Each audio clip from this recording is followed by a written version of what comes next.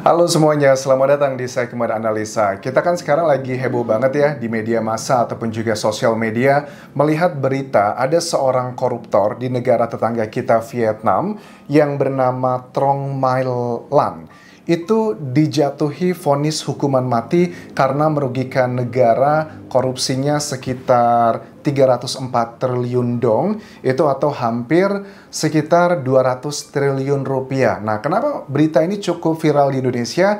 Karena kita tuh udah muak dan jenuh dengan korupsi ya, dan juga bertepatan dengan kasus di PT Timah Tbk yang sementara ini aja kerugian negara itu sudah mencapai 271 triliun rupiah. Ini secara angka antara yang di Vietnam dan di Indonesia itu nggak jauh beda, bahkan lebih tinggi di Indonesia. Harusnya kalau Vietnam aja berani tuh dalam sejarahnya pertama kali memberikan hukuman mati kepada pelaku kejahatan ekonomi, harusnya Indonesia yang sudah memiliki kasus korupsi yang menurut aku sudah kategorinya adalah kejahatan extraordinary atau kejahatan luar biasa, harusnya juga memberikan hukuman seperti itu, bukan malah memberikan remisi kepada para koruptor. Ya, kita tahu memang hukum itu bukanlah alat balas dendam, tetapi kalau efek dari korupsi itu benar-benar menghancurkan ekonomi masyarakat Indonesia, orang-orang bawah tetap terus berada di bawah garis kemiskinan,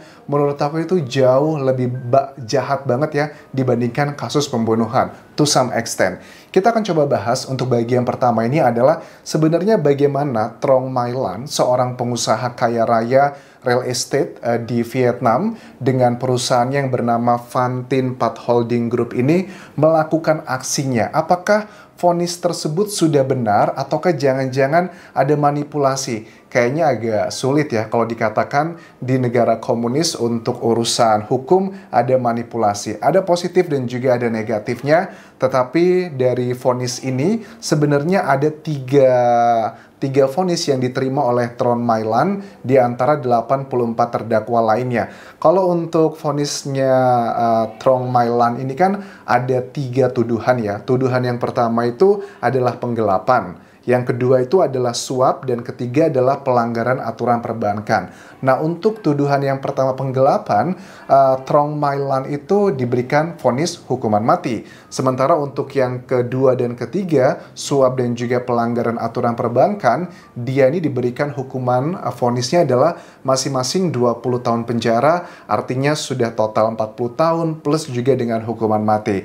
Tentunya dari Trong My Lan pun juga pada saat menerima vonis tersebut, dia langsung mengatakan di media bahwa ini nggak benar, saya tidak bersalah dalam kejadian ini. Gimana nggak bersalah gitu, jelas-jelas bank yang menjadi tempat dia itu minjem uang itu bangkrut teman-teman di Indonesia. Ini kalau sebuah bank itu bangkrut ya, apalagi bank pemerintah, itu sudah sebuah indikasi ekonomi nggak baik-baik aja karena bakal berimbas ke banyak hal.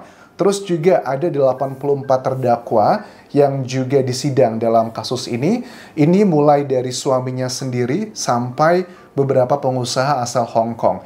Hukumannya bervariasi mulai dari percobaan sampai hukuman seumur hidup. Lantas bagaimana sih cara dia ini mengelabuhi dari sistem perbankan di sana? Ya, sebenarnya secara simpelnya adalah dia ini berusaha membuat aturan penggelapan dana di Saigon Bank ya. Itu antara Februari 2018 dan juga Oktober 2022. Jadi dia ini memanipulasi data untuk memberikan, hebat banget ya, dia kan pengusaha sebenarnya. Tapi dia punya kekuatan untuk membribe, untuk menyodok, untuk menyogok, menyuap bahwa ini nih saya mau minjem uang. Minjem uangnya itu bukan 1 miliar 2 miliar, tapi sudah nyaris udah triliunan rupiah ya kalau dihitung gitu.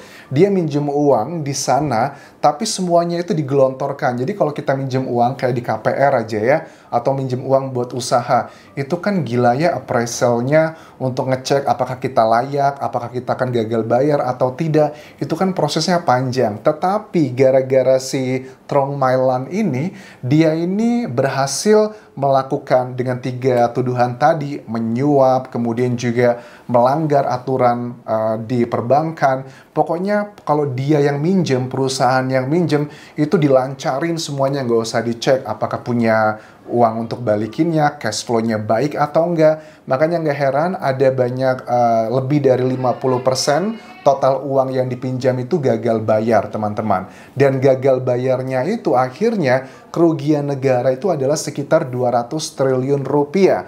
Dan kalau aku lihat dari para terdakwa ini, sepertinya mereka bukan orang-orang yang gimana ya. Mereka tuh sebenarnya tahu bahwa yang dilakukan oleh Trong My Land ini adalah melanggar hukum, tetapi karena uang sudah berbicara, ya let it go aja. Kalau profilnya dari Trong My Land ini sebenarnya menurut aku juga cukup inspiratif ya, karena dia berasal dari keluarga yang sangat sederhana. Kalau dicek di sini, dia berasal dari family Sino di Ho Chi Minh City atau Saigon, yang dulunya namanya adalah Saigon. Dia memulai itu adalah usahanya dari pedagang di pasar. Pada saat pedagang di pasar pun, dia juga mulai jualan kosmetik. Dari catatan jejak digital bahwa Trong My Land ini mulai memiliki kayak aset, properti, terus juga restoran di Vietnam, itu adalah di tahun 1990-an setelah usahanya itu berhasil. Dan kemudian karena dia sudah memiliki properti yang luar biasa, akhirnya dia menjadi salah satu taipan yang ada di Vietnam. Vietnam adalah negara yang memiliki pemahaman adalah komunis, teman-teman.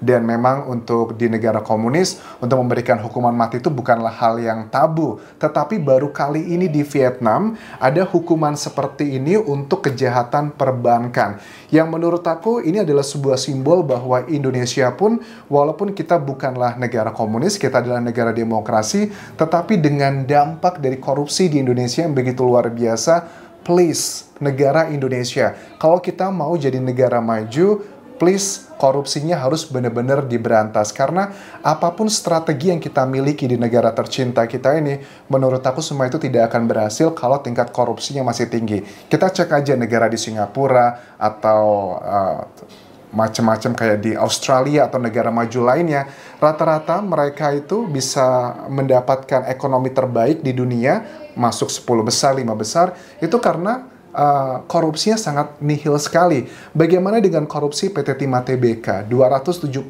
triliun rupiah itu adalah angka sementara. Karena kalau kita hitung-hitung ya, aku yakin sih ini angkanya akan terus naik karena ada dugaan bahwa masih banyak harta-harta dari para tersangka ini yang masih banyak disembunyikan. Dan juga kan ini hanya 7 tahun saja. Aku yakin dugaan sangat kuat bahwa korupsi di PT Timah Tbk ini terjadi bukan cuma di tahun 2015-an sampai 2023, tapi aku yakin sebelum-sebelumnya juga sudah terjadi, tetapi mungkin saja tidak ketahuan. You know, di Indonesia, no viral, no justice. Jadi dengan keviralan kasus PT Timah Tbk ini, mudah-mudahan bisa memberikan keberanian para pemangku ya di Indonesia, para pejabat, bahwa ini kayaknya udah nggak bisa lagi kasus korupsi itu dipandang sebagai kejahatan biasa. Harusnya bisa juga diberikan hukuman maksimal adalah hukuman mati. Paling tidak kalau memang belum berani sampai ke level sana, coba deh diberikan adalah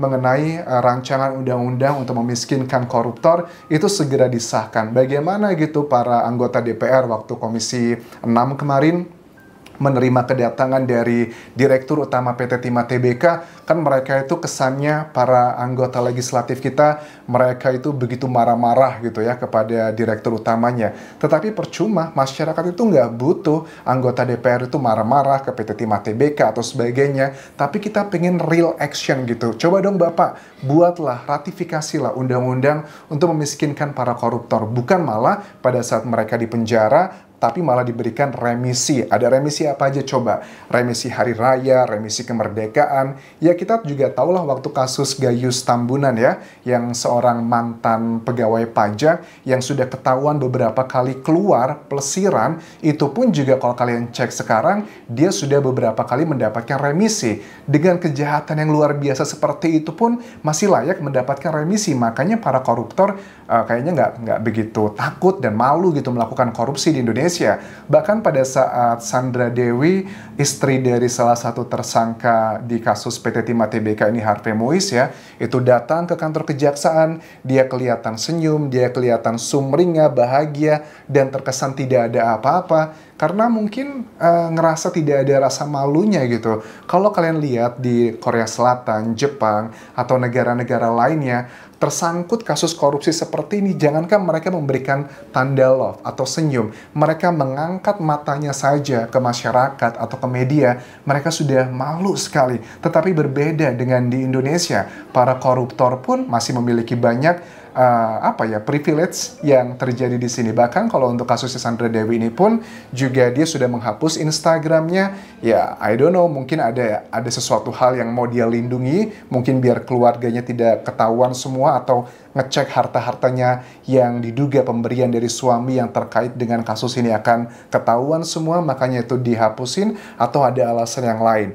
Bahkan juga dari sejumlah pihak mengatakan bahwa dugaannya ada artis inisial A yang diduga sangat kuat merupakan bagian dari penerima harta yang didapatkan oleh Helena Lim dan juga Harvey Muiz dari kasus tindak pidana di PT Timah Tbk ini.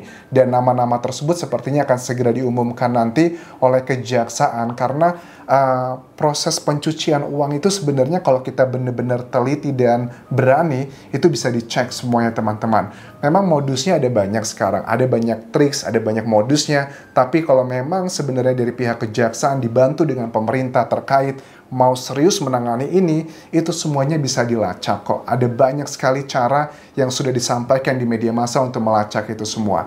Menurut kalian, apakah mungkin di Indonesia akan berani memberikan hukuman mati kepada para koruptor, apalagi dengan angka yang sudah luar biasa dan juga fantastis? Di Vietnam aja yang cuma hampir 200 triliun rupiah diberikan hukuman mati. Bagaimana di Indonesia yang merugikan negara katanya sudah lebih dari 271 triliun, tapi apakah mungkin akan ada hukuman seperti itu? Kita lihat nanti perkembangannya seperti apa. Terima kasih sudah menonton, sampai ketemu lagi di video berikutnya. Tinggalkan like dan juga komen, subscribe channel YouTube ini, follow Instagram, Facebook, dan juga akun TikTokku di Anjasa Sumara. Sampai jumpa.